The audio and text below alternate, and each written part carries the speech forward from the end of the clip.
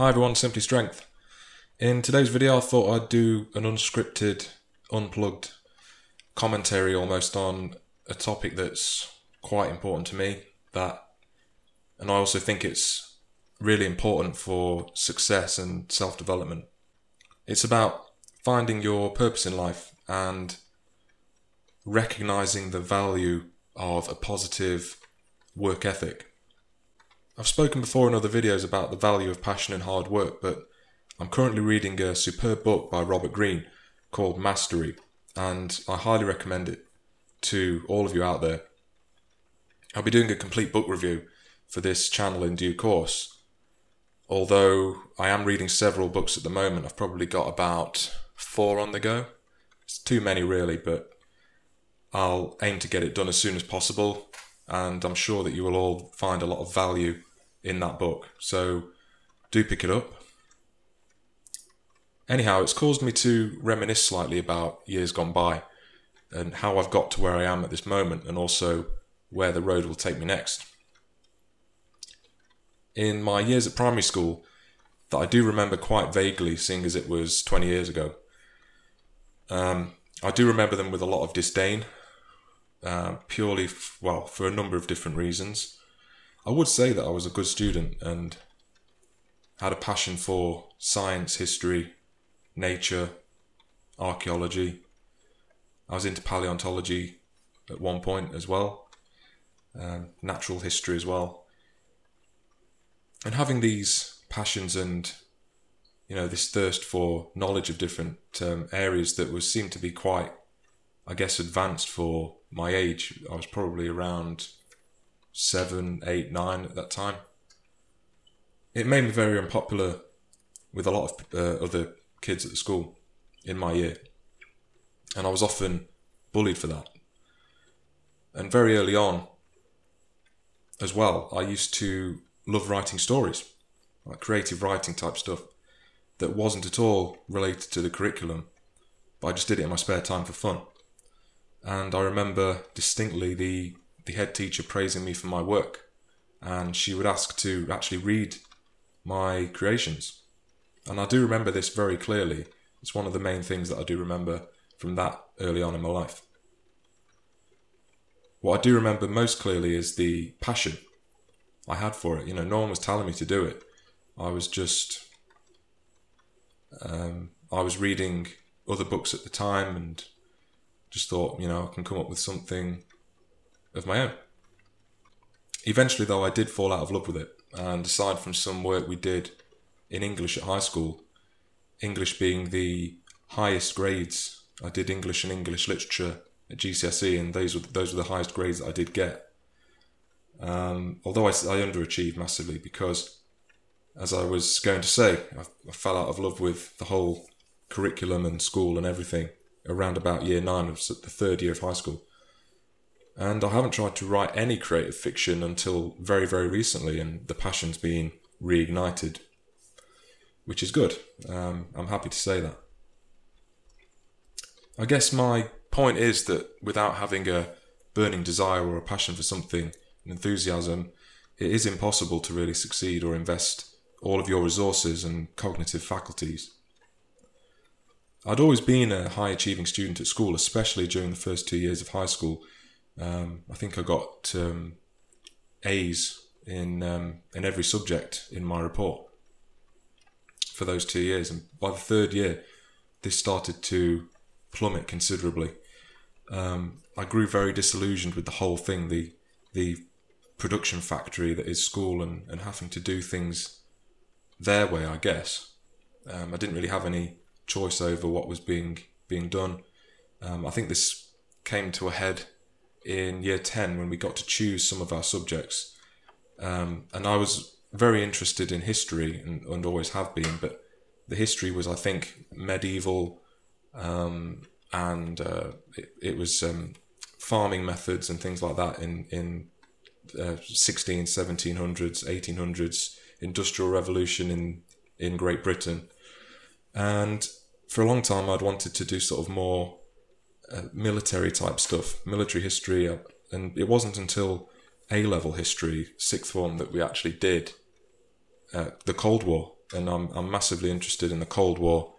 A lot of the history of the United States, Soviet Union, these big.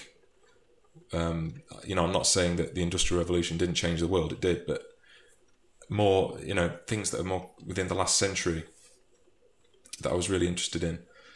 So, sort of in tandem with the decline in my school grades, because I just didn't have any interest. I've spoken before about my passion for music and guitar playing that came about by tuning into a lot of metal bands, rock bands, and symphonic music from video games and things like that. So whereas I'd not really shown any aptitude for music at all up to the age of about 13, 14, 15, I suddenly developed a massive fondness for it, and without putting any real effort into my school grades, I mean, I still did okay, but that's about as good as it gets. It was very ordinary.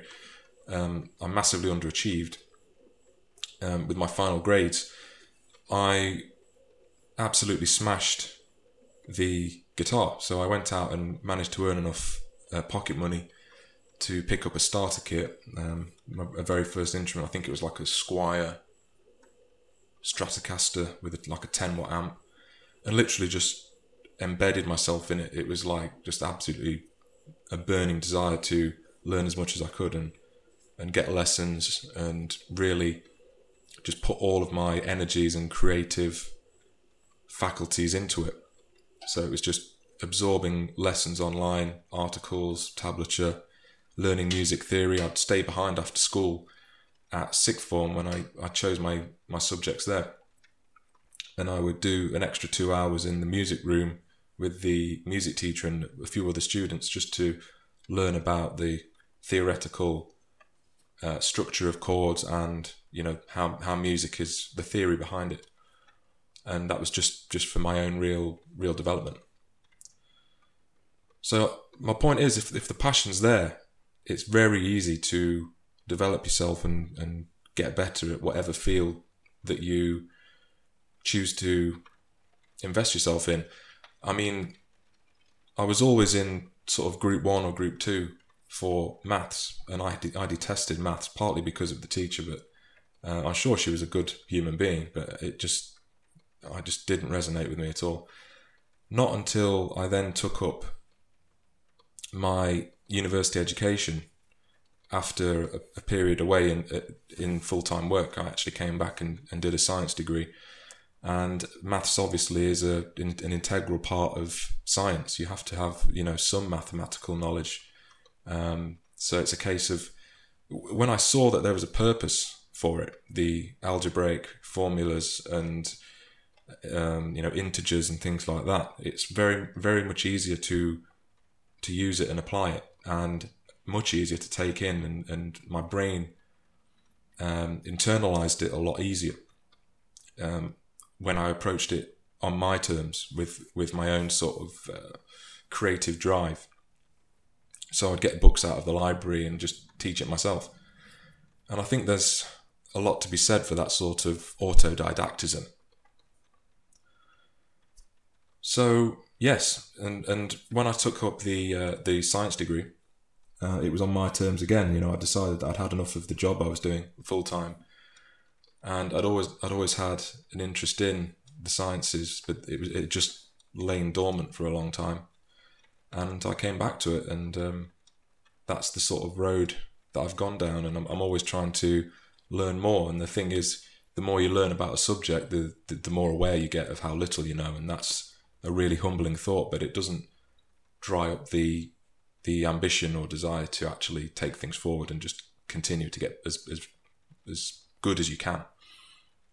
And there's always somebody else to learn from as well, which is very inspiring. So I guess where Robert Greene comes in, and he states very early on in his book, I'm probably about halfway through it, but there's a quote that I thought I'd share with you that's on page 11. And I think this quote is very, very important.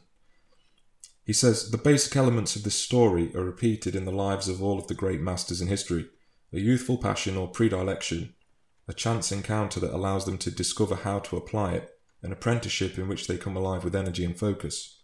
They excel by their ability to practice harder and move faster through the process, all of this stemming from the intensity of their desire to learn and from the deep connection they feel to their field of study. And at the core of this intensity of effort is in fact a quality that is genetic and inborn, not talent or brilliance, which is something that must be developed, but rather a deep and powerful inclination toward a particular subject. And this inclination is a reflection of a person's uniqueness.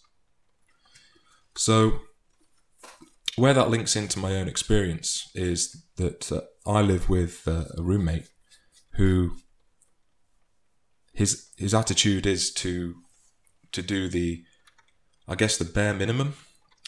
He has a defeatist worldview at the moment, and which is much the contrary to my own. And I will say that he's also a talker.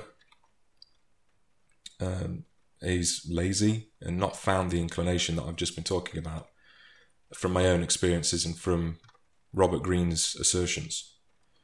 And don't get me wrong, I do like him a lot, but he has mentioned in the past about aspirations to do videos for YouTube. But he does say that he'll do stuff, but never acts. And that's more annoying than someone that has absolutely no ambition whatsoever and doesn't act at all. You know, it would be better if they just said, well, I'm not going to do anything and I don't want to apply myself, than basically saying, oh, I'm going to do this, I'm going to do that, I'm going to do that, and then never deliver. I think that's more annoying from my perspective. But put it this way, he was mentioning, I was talking with him about starting my this channel, in fact, ages ago, a few months ago, and he was saying at the same time that he would start his own, and he's still not done a single video. So what does that say? Does it say that the inclination isn't strong enough? He's not got the desire or application? And I'd probably agree with that. It's having the will to act. And if you see the film Batman Begins, that's one of the great quotes from there. Liam Neeson is training Bruce Wayne on the scene where they're on the ice, doing some combat training, and he's basically saying having the will to act is massively important. And that's a great quote, in my opinion.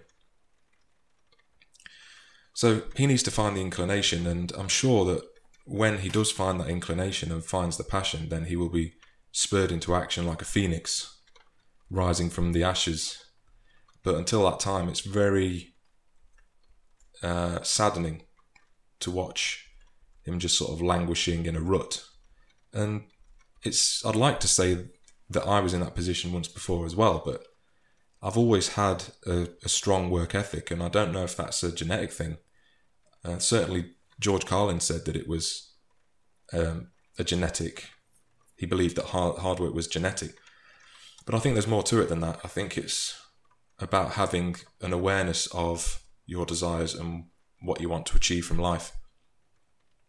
And I've said before, it's life is just a great opportunity to do as much as you can, and we need to basically filter out all of the crap and the bullshit that's going to impede that. And I guess with him being younger than I am, I'm 27 now, I think a lot of young people don't have that work ethic, and I might be one of the exceptions. And I do know there's a lot of other young MGTOW out there that do possess that work ethic. There's a lot of great people putting content out, a lot of great personal development channels that strive to establish how important hard work is.